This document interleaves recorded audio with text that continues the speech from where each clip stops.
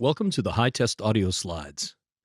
This presentation is a short introduction to a biomarker that is called Lipoprotein-associated phospholipase A2. This protein is a prognostic marker of coronary events. Atherosclerosis is the underlying cause of most coronary events, including myocardial infarction and strokes. In this slowly progressing disease, lipids and inflammatory cells accumulate in the artery walls. These accumulations, which are mainly cholesterol, are called plaques, and they are shown as yellow deposits in the picture.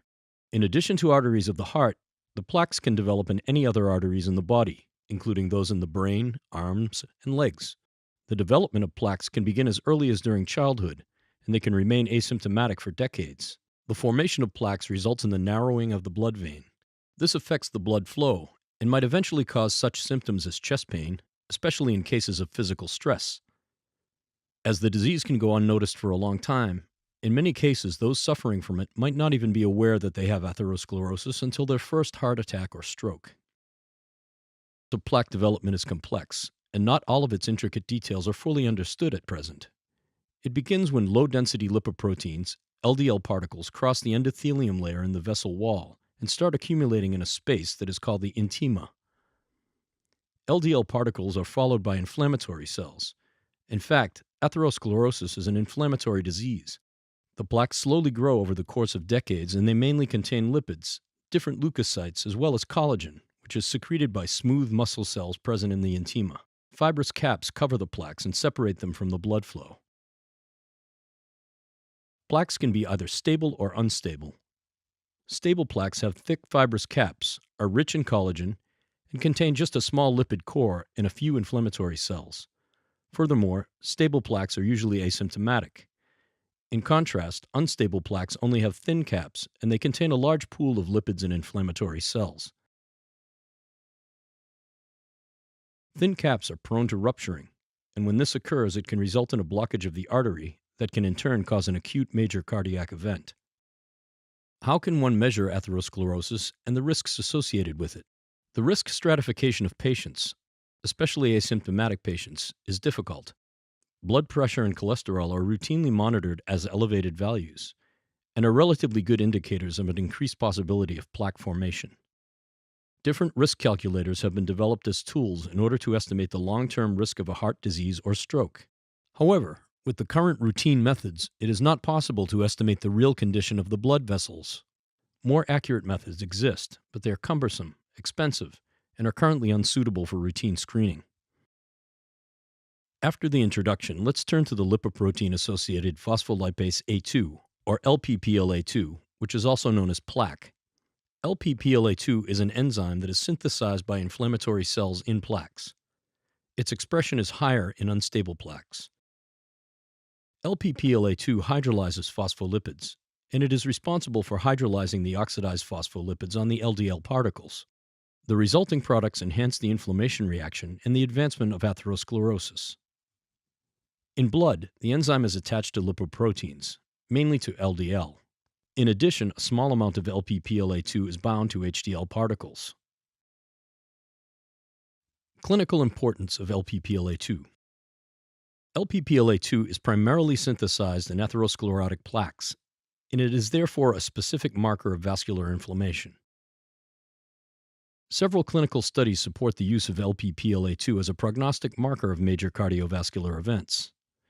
In 2015, Maiolino et al. Published results that were obtained from a large cohort study. They showed that high Lp-PLA2 activity was associated with a worse cardiovascular event in a 10-year follow-up study. The graph depicts the survival of patients with low and high Lp-PLA2. It shows that patients with high Lp-PLA2, indicated with the blue line, died of a type of cardiovascular event more often than patients with low Lp-PLA2, indicated with the red line. Since the expression of Lp-PLA2 is higher in unstable plaques, it could serve as a marker of plaque destabilization, an event that might result in an acute coronary syndrome. Monitoring the level of the protein could represent a better tool for cardiologists in terms of estimating the need for more aggressive treatments, such as lowering the patient's LDL cholesterol, and in general provide an indication that the risk of a heart attack or stroke might be increased. For these reasons, societies such as the European Society of Cardiology, the American College of Cardiology, and the American Heart Association have included Lp-PLA2 among the biomarkers that are useful for the risk stratification of asymptomatic adult patients. HyTest has developed monoclonal antibodies for the detection of Lp-PLA2. We provide 4 in vitro produced murine monoclonal antibodies that can be used for the development of quantitative immunoassays. We recommend starting assay development by testing 3 different antibody pairs that our in-house assays give the highest signals. We also provide a recombinant Lp-PLA2 that has been produced in a mammalian cell line. On this slide, you can see the calibration curves that were obtained with 2 different antibody pairs, which we recommend. The recombinant Lp-PLA2 was used as the antigen. Using our in-house fluoroimmunoassay platform, the sensitivity of the assay utilizing the antibodies PL42cc and PL46cc was 0.2 nanograms per milliliter, as shown in the graph on the left. The sensitivity of the PL26cc, PL4cc assay was 0.8 nanograms per milliliter. The linearity range of both these assays was 5 to 1,000 nanograms per milliliter. This means that it is possible to measure both high and low concentrations of Lp-PLA2 without pre-dilution. The same assays were used for the measurement of the concentration of native Lp-PLA2 in the blood of patients who had been diagnosed with acute myocardial infarction. As a control, the blood of apparently healthy volunteers was analyzed with the same assays. In these box whisker blots, the measured concentrations of Lp-PLA2 of healthy volunteers is on the left side of each graph, while that of acute myocardial infarction patients is on the right side of each graph. The results obtained with our in-house assays are in line with those obtained with a commercially available ELISA kit that has been used in several clinical trials. Please note that the results shown here are preliminary, and they were performed in order to show that our antibodies and prototype immunoassays are able to detect the native Lp-PLA2 and are also capable of differentiating between healthy individuals and those with acute myocardial infarction. HyTest's recombinant Lp-PLA2 is purified from a eukaryotic expression system. It contains a his tag on its C terminus.